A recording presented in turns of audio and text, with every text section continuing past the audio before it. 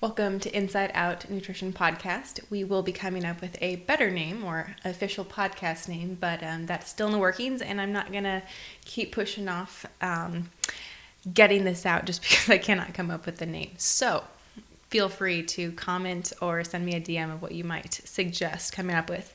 Today we're going to talk about providing energy through food rather than caffeine. I have my cup of coffee right here, and there is nothing wrong with having caffeine, and it's not an evil substance that you can no longer have in your life. But the goal of today's discussion will be, how do we get energy naturally without also having the negative effects that caffeine can bring? So first off, let's talk about caffeine. So it's a stimulant. Essentially, what it's doing in simple terms is it's convincing the brain that there is energy from a source that is not actually ATP or our derived energy from food. So it's telling the body that, hey, you have energy to go off of, but it is artificial. And the negative about artificial things is there typically is going to be some negative side effects to that. So that could look like, the initial jitters if you get like antsy specifically, if you haven't eaten with it, or you might get like the sweats from drinking coffee, like not just because it's hot, but because of the caffeine. And you might notice that over time, you need a little bit more caffeine and you have to get that extra shot to really have that same boost of energy. Super common. We kind of build up this tolerance, same thing that you see with alcohol. Anything basically that is a chemical reaction with the brain that then the body starts getting a little bit smarter about and realizing, okay, this is not normal, so we're going to start building this tolerance and protecting the body from it. So then we end up needing more and more caffeine, which can have some pretty negative effects long term. Obviously, we get dependent on it. We're starting to have like energy drops, and our body goes straight toward caffeine and coffee, and we're craving that to get that energy spike, and we have to say, oh, we can't wake up in the morning until we have our coffee. Again, I'm not saying this is something we can never do, and you can totally enjoy caffeine and use it in moderation, but how are we letting it affect our day-to-day energy? So if we're looking at what can we do around it, we have to understand first off what our energy should look like. So one of the questions I ask a lot of clients when I meet with them is, what is your energy like throughout the day?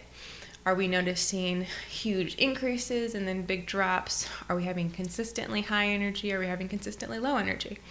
And for some people, you actually have to sit back and really think about it. It's hard to be like, what is my energy like throughout the day without checking in with yourself. Some people very quick. I have no energy. I'm dragging all the time. If you're one of those people who are like, I always get that 2 p.m., 3 p.m. crash. I'm starving. I'm tired. I could take a nap. But then I get that second wind. That's super normal. There's a couple different things that could be causing that. Some of it could be caffeine. Some of it could be just total calories in the day. It could be the balance of what your calories look like. So that's the goal of today, is to figure out what are we doing to get consistent energy through our food so that we feel good all day. And then what does that look like in the gym? Like, how do we perform and optimize that to our fullest advantage? So first off, whenever someone tells me they've got really big, drops in energy, I'm looking at two things. Are we having caffeine, or are we having sugar? Or are we having this combo together? So obviously we just talked about caffeine. It's giving us that fake artificial feeling of energy. And like anything, it's going to go away. So at some point, we're going to drop energy levels, and we're no longer going to have that same high of energy and the hyperactivity. We can get super productive for a time. So eventually it's going to come down, and that's a bummer. Same thing with sugar. So our body really prefers to run off glucose. It's the easiest to digest. It's the easiest to form ATP. So if we're getting specifically like a sugared coffee, we get our vanilla frappuccino, we're getting 30 to 50 grams of sugar in a single cup of coffee, and it's all refined sugar. So what's happening to the body is we get our glucose, maybe it's around 99, 105, somewhere around there. You had a meal a couple hours ago, we're in a good spot. But then we have this big jolt of 50 grams of sugar, and our glucose just spikes really, really high. We might get into the 200s, depending on if you are in a pre-diabetic. It could get into the 300s. So we're in a high risk range. However, the body's well equipped to handle this. So what it starts doing is, as we get this huge glucose spike, our energy increases and we get this sugar high and we feel really good and our brain loves glucose. So it's feeling good. At the same time, though, we can't have elevated blood sugar for too long, and that's where we get, diabetes, where we have, nerve issues and long-term damage from sugar. So what the body does is it goes, hey, pancreas, we need to put out some insulin. And so the insulin comes out, and they're basically these little shuttles or these carriers, and they grab the sugar from the bloodstream or the glucose, and they pull it out. And it's simply the body doing its job to be able to make sure you're not sitting in chronic levels of high blood sugar. However, that does mean we quickly take it away to solve the problem that we created for ourselves, creating a drop in energy very, very quickly. So we have these huge blood sugar increases and then big drops. And then we have that feeling of, oh my gosh, I felt great, now I'm crashing again, and I need that same fix again. So that's where we get sugar addictions. Is it's simply your body trying to indicate to you that it needs energy, and it's doing that by indicating to our more of a primal instinct of, I need fast available carbohydrates because that's my easiest available energy source. So first off, we got to make sure we're not having these huge spikes by having just simply refined carbohydrates. So easiest thing to do with that is simply balance out any snack you have, any meal you have, even if you have a coffee. Make sure we have a fat source with that that's going to provide a leveler spike of blood sugar. So we do want that increase of glucose, and we want to be able to put our carbohydrates into our muscles and glycogen stores so we have that longer storage form. But we need to be able to create more of a even curvature up and an even curve down. And that curve down should time it right about that next meal time. So best ways to do that is increase fiber, a protein source, and a fat source at each meal. Same thing with snacks. So if you're going to have a snack, don't have just a handful of chips or crackers. Make sure you're pairing it with a piece of cheese, or you're putting some nut butter on a rice cracker, or we're doing a sunflower seed handful or a pistachio handful alongside whether carbohydrate, whether it's an apple, which will have its own natural fiber as well. So fruit is not a bad idea, but specifically bananas, those are going to be a little bit lower in the fiber content, a little higher in the sugar. So really putting a fat content with that's going to be helpful, or pair a protein shake with that. Do some jerky, something that's going to basically, again, create an even increase and an even decrease, holding that blood sugar where it's not getting into those high ranges where we're only getting to maybe 160, and then we're coming back down slowly, and by that point your body will start feeling a little hungry, and then it will prompt to the next meal. So that's kind of the one thing to easily get ahead of those huge ups and huge downs. If we're talking about overall energy throughout the day, we do need to look at total calories. So are you giving your body enough calories to be able to sustain the activity that you do, the day-to-day mental requirements that you have? So knowing how many total calories you have and how are you distributing that throughout the day. A lot of people have a bad habit of backloading their day or front-loading their day.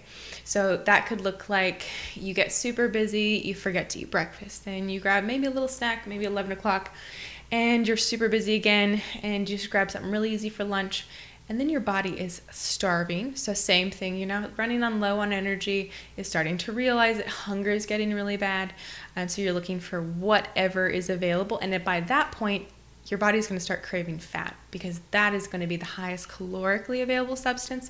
So it's going to go, I need some fat sources, I need something greasy, maybe something fried, and those are the times we can make really poor decisions because our ghrelin, our hunger hormone, is really, really, really calling out to us, and our satiety hormone, leptin, is just not there.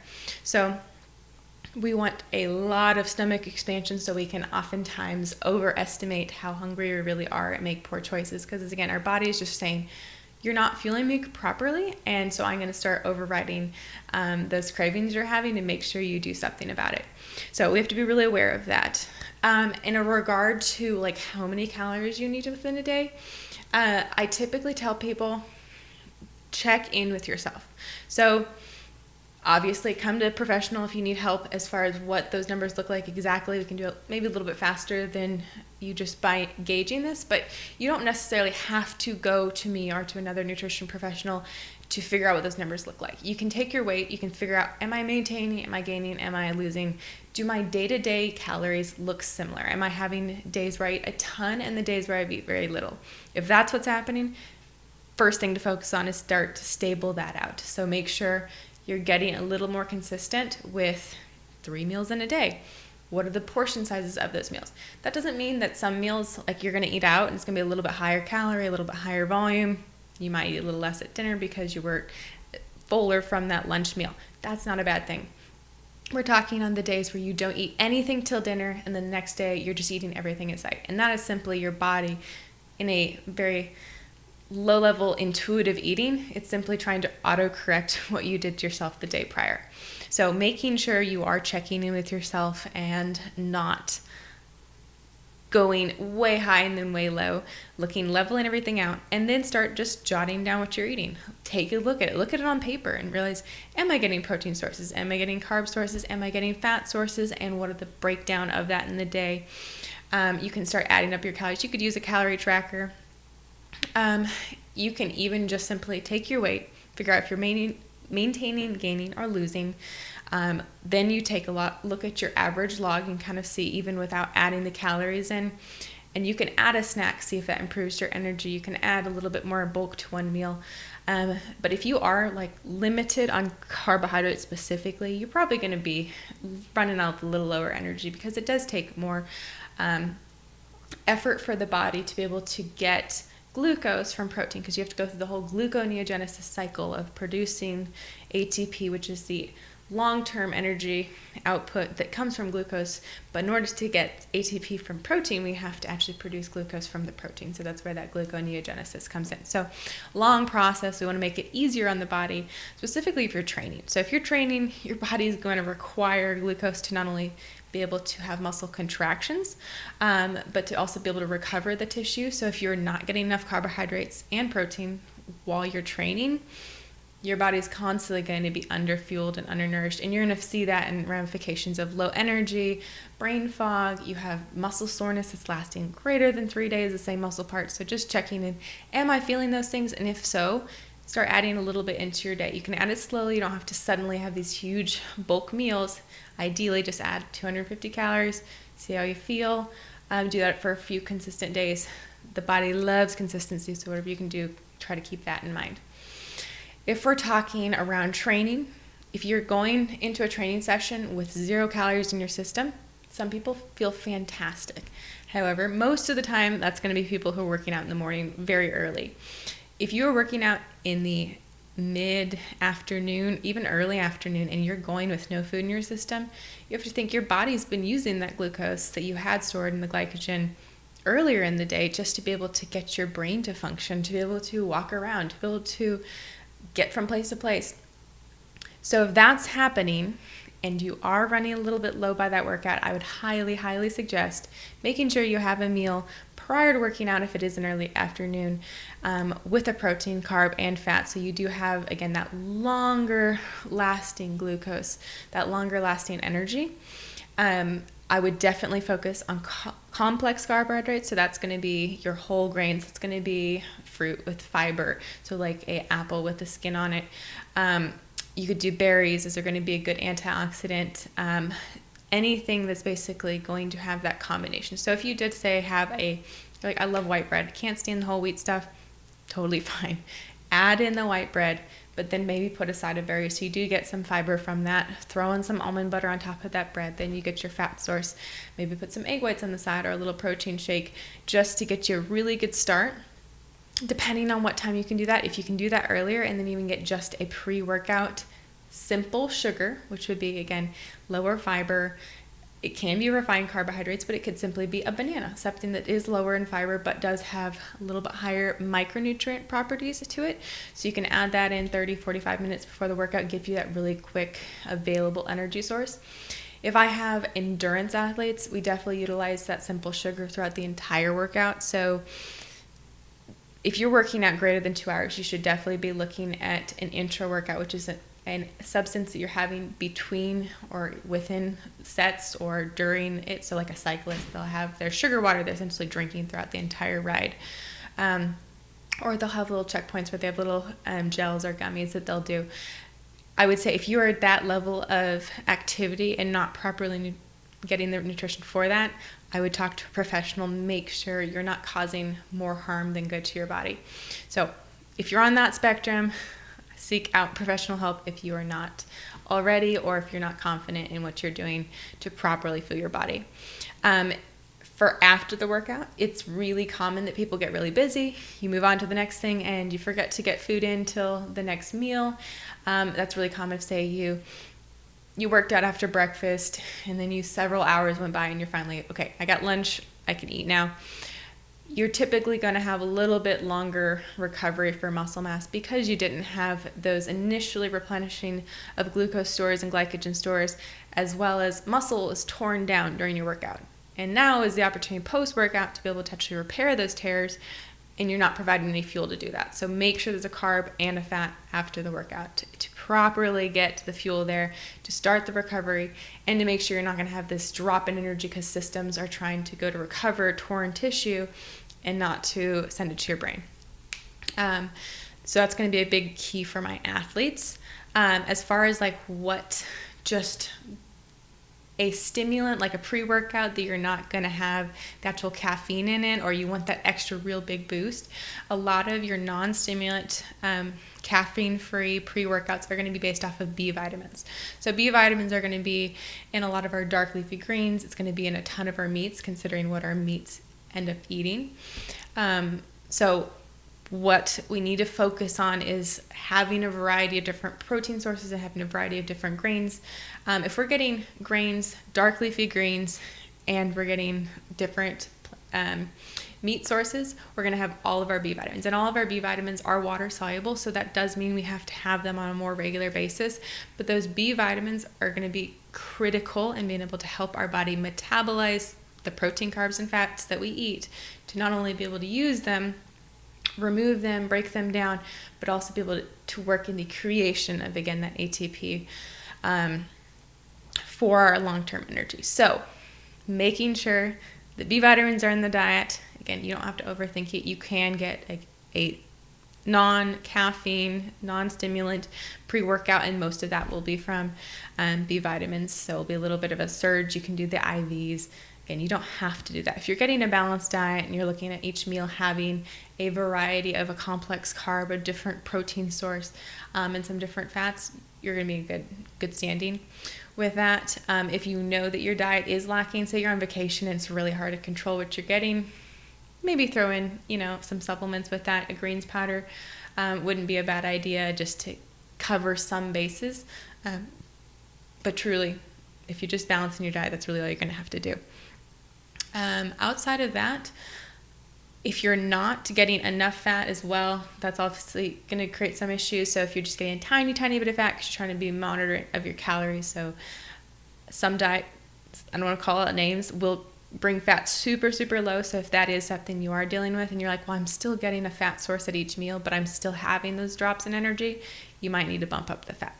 So don't be afraid of fat. If you're struggling, if you got high cholesterol and you're like, I can't increase fat, focus on your omega-3s, omega-6s. So that's going to be from your plant-based and your fish. So omega-3, flax and salmon, those are going to be the two highest quantities. Sardines are still going to have some omega-3s. So all of your fish are a good way of getting those omega-3s. Obviously, if you just hate fish, take a fish oil, just take an omega-3, you're going to be fine. That omega-3 will help with cholesterol management. It will help convert your LDL, which is your bad cholesterol, into your HDL. So that's a good way to manage it if you are afraid of getting too much fat because of cholesterol management. But if it's a calorie fear, because yes, fat is higher calorically compared to our carbs and protein, evaluate your whole day, make sure you're not underdoing it totally. If you're not at a point where you can get enough fat at each meal to be able to keep blood sugar managed, then your calories are probably a little bit too low, and we need to look at that. So I hope this helps. I don't want to take too much time in these podcasts. If you have options or thoughts that you would like to hear about, or topics specifically, I would love to hear them. I will hopefully be doing these once a week. They'll have the blog with it. So this one has got a little bit more actual detailed description in the blog about what foods. So if you need like more of a comprehensive list, go there. I would love to be able to work with you if you are struggling and you're like, I don't actually know how to apply this beyond these general principles. I would love to meet with you. So I hope you have a wonderful week, and thank you for taking the time to listen. All right.